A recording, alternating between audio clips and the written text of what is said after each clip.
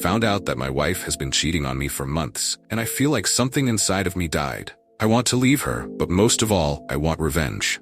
I don't even know where to start. Everything's just falling apart. I'm sitting here writing this while my wife, no, ex-wife soon, I guess, is sitting in the living room like nothing happened. But everything's happened. I just found out she's been screwing around with one of her coworkers. And the worst part? I knew. I knew something was off, but I kept telling myself it was all in my head. Let me backtrack. Emma, 29F, and I am 32, have been married for 5 years, together for 7. I thought we were doing okay. Sure, things had been rough for the past year or so, but I figured it was just the usual marriage stuff. Life gets busy, work gets stressful, and we drift a little. But recently, she was different. She started dressing up more for work, staying late for meetings, and she was glued to her phone. Every time it buzzed, she'd glance at it, make some excuse, and walk out of the room. Red flags, right? But I brushed it off. I didn't want to be that guy, the paranoid husband. But then, about 2 weeks ago, one of our mutual friends messaged me. She'd seen Emma out with this guy at a bar near their office. She said it looked cozy, like too cozy. I didn't want to believe it. I straight up told her, no way, it's probably just a work thing. But once that seed was planted, I couldn't shake it. I knew I couldn't just accuse her without proof though, so I stayed quiet and waited. A few days later, she left her iWatch on the kitchen counter while she was in the shower. It lit up with a message from David, the coworker. My stomach dropped. I unlocked it. It was the same code she uses for everything. And there it was. Dozens of messages, flirty texts, late-night conversations. One message where she told him, "Last night was amazing. I can't stop thinking about it." I don't know how I didn't throw up right there in the kitchen. I just stood there, staring at the screen, feeling like my world was crumbling. But I didn't confront her. Not right away. I needed more. Needed to understand how deep this was. So I kept my mouth shut and spent the next few days acting like everything was normal. I was dying inside, but I acted like I didn't know anything, all while digging for more. I started checking her watch whenever I could. More messages. They'd been meeting up after work, going to his place. I even found out they'd spent the night together when she told me she was working late on a big project. I felt like I was living in some sort of nightmare. I confronted her last night. I waited until she was sitting on the couch, casually scrolling through TikTok, like everything was fine. I just blurted it out. "Who's David?" Her face went pale. She tried to play dumb at first, like I was talking about some random guy from her office. But I wasn't having it. "I know everything," I said. "I know you've been sleeping with him. I've seen the messages. I've read them all." She just sat there, speechless. Then she had the nerve to try and turn it on me. She said she didn't mean for it to happen, but she's been so lonely because I've been emotionally unavailable for months. Apparently I'm to blame for all of this because I've been too focused on work and not giving her the attention she needs. Are you kidding me? I bust my butt every day at work to make sure we can have the life we want, and she repays me by screwing some guy from her office? I was speechless.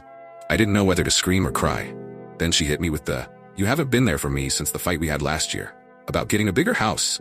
That fight. Yeah, it was a big one, but we ended up agreeing that it wouldn't be the best financial decision. I thought we worked through it. But apparently I was wrong and she was busy getting close to David. I asked her how long it had been going on. She said it was only a few months. Like that was supposed to make me feel better. Only a few months of lying to my face, sneaking around, and sleeping with another man. The worst part is she didn't even apologize. She kept talking about how she didn't want to hurt me, but she never actually said, "I'm sorry." It was all just excuses. I was lonely. I felt neglected. I didn't know how to talk to you. Like I'm supposed to feel sorry for her? I asked her if she loved him. She didn't answer right away, which told me everything I needed to know. When she finally spoke, all she could say was, "I don't know, I'm confused." Confused. You don't get confused and accidentally F someone behind your husband's back. I don't even know what to do now. She's still here, in the house. I couldn't kick her out last night. I was too numb, too exhausted. But every time I look at her, all I can see is her with him. Every time I think about her going to work, I wonder if she's meeting up with him again. I can't sleep. I can't eat. I don't know how to move forward from this. She says she wants to work it out. But how do you work out a marriage when the trust is completely shattered? How do you stay with someone who betrayed you like that and then blames you for it? I feel so effing broken right now. I thought she was the one. I thought we were going to spend the rest of our lives together. Now I don't even recognize her. I don't recognize my life. I don't know if I can ever trust her again, and I don't know if I even want to try. Update 1. I guess I've come out of the numbness I was feeling when I first found out about her affair. And now it's been replaced with rage. Cold, burning rage. I thought I was heartbroken before, but that was nothing compared to what I feel now. I gave her time to explain herself, to apologize, to try and fix things. But guess what? She's still effing waffling. Every conversation since that night has been the same. I ask her what she wants, and all I get is, "I'm confused," or "I need time." She doesn't know if she wants to be with me or if she wants to run off with David. She's just stringing me along while she figures out her bullshit, like I'm some effing option she can just decide on whenever she feels like it. So I made a decision for her. I'm not gonna sit around and wait for her to make up her mind while I drown in misery. She destroyed our marriage and walked all over me, and now she's gonna pay for it. I spent the last week putting my plan together. I wasn't going to just kick her out and let her run to him like she's won. No, I wanted something more. Something that would make sure she feels the same level of betrayal and pain that I do. I needed to take my time and do this right, but I was ready. First, I went full detective mode. I already had access to her iWatch messages, but I needed more. I started taking pictures of everything, screenshots of the texts, pictures of her walking out of the house late at night when she was going to work, and even call logs. I wasn't just doing this for myself. I was preparing for the nuclear option, for divorce court, but I also had a separate goal. I wasn't just gathering evidence for the legal side. I was going to burn her entire social circle down. Emma's a social butterfly. She's got a whole group of friends she's always chatting with on group texts or going out with for brunch. I knew if I wanted my revenge to hurt, I had to hit her reputation hard. I started by contacting one of her friends who I knew would be sympathetic to me, Jessica. Jess and I have always gotten along, and I feel like she likes me more than she lets on. I met up with her under the guise of catching up. I showed her the messages and asked her if she'd known anything about Emma's affair. The look on her face said it all. She was completely blindsided. After she read through the messages, she was furious. Not just at Emma for the cheating, but at the lies. Apparently, Emma recently had been spinning some sob story about how our marriage was falling apart because I was distant. That was all I needed. Jess told me she was going to handle the friend group. She promised me that within 24 hours, every single one of Emma's friends would know exactly what she'd done. But that wasn't enough for me. Emma still had her job, and as much as I hate to admit it, she's respected at work. She's good at what she does, and I knew her affair with David had been kept under wraps there. That's when I decided to take things a step further. I gathered all the evidence I had and sent an anonymous email to her HR department. I didn't just send the messages, I sent photos of them out together, making sure the timestamps matched when she claimed to be working late. I also let them know about the inappropriate nature of their relationship, how it was happening on company time, and suggested they look into it. A few days later, Emma's in full panic mode.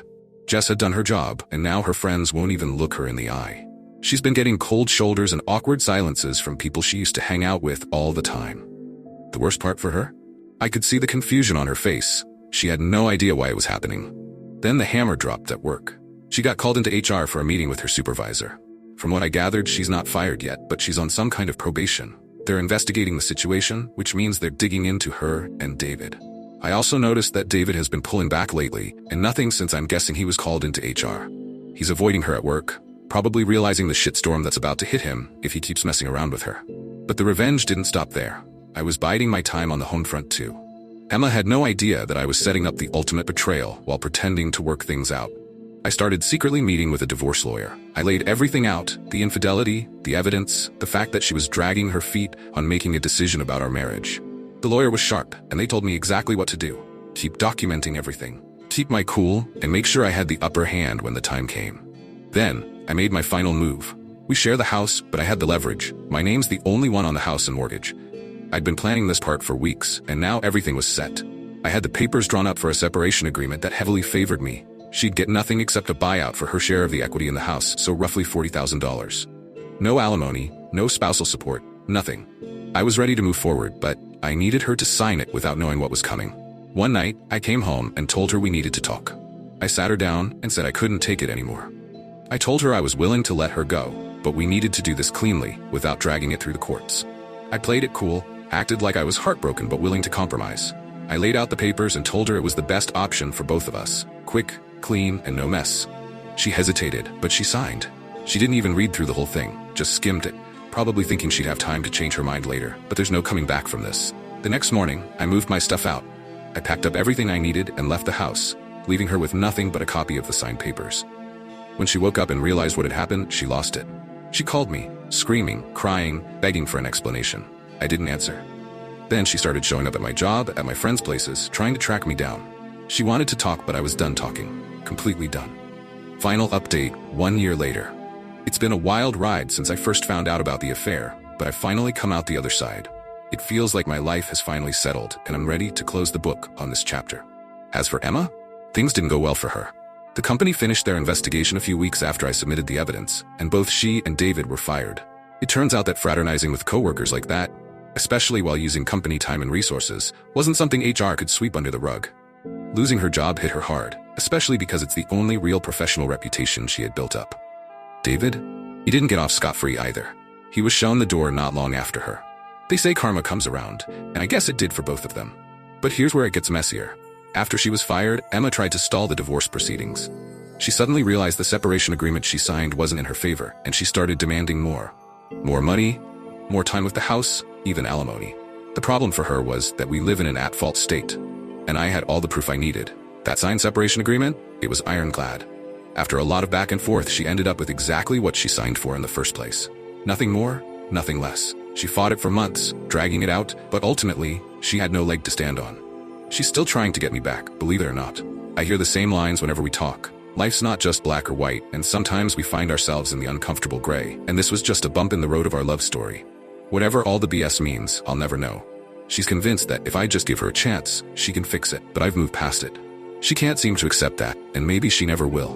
And no, for anyone wondering, I'm not dating Jess. She tried, more than once actually, but it wasn't in my plans. Don't get me wrong, Jess has been a good friend through all of this, but I'm not ready to mix up my healing with another relationship right now. I'm keeping my options open for the future, but for now, I'm focusing on myself. My life's going well. I've started dating casually again, meeting new people, and figuring out what I want. It feels good to be in control of my life again, to make decisions for myself instead of reacting to the chaos Emma caused. I'm finally at peace, and for the first time in a long time, I'm optimistic about the future. Looking back on everything, I'm just glad I got out when I did.